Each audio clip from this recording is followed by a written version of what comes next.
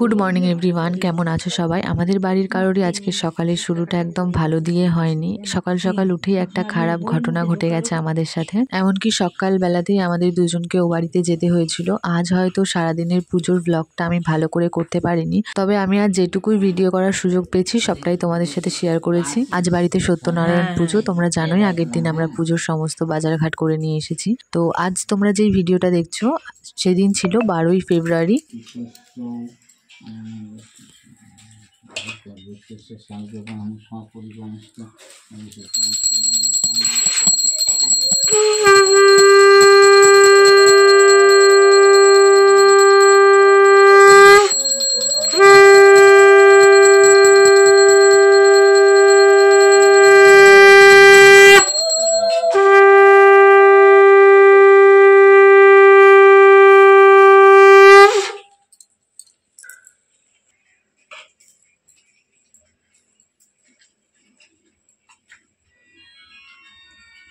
মায়ের ফোন এসছে গো।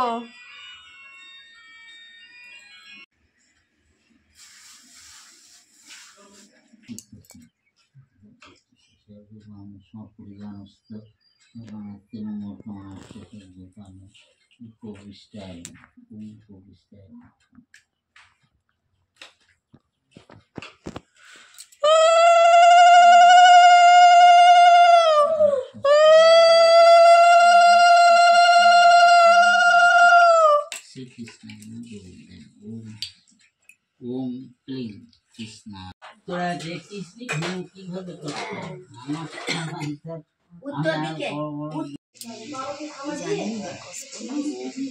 চিড়ি খাই বাবা, দেখুন ডাক্তার আবার কি বলে এখন।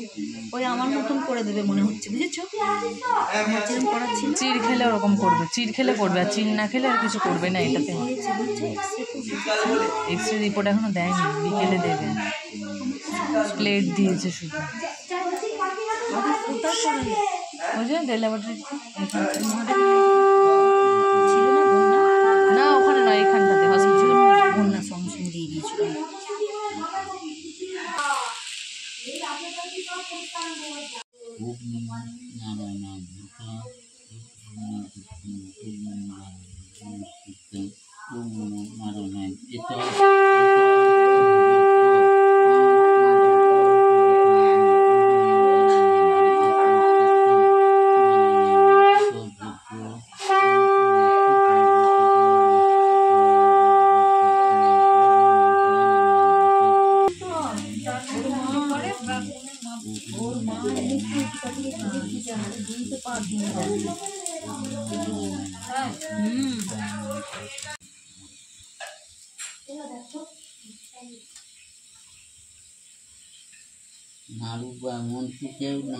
হ্যাঁ, ও আছে তো। কি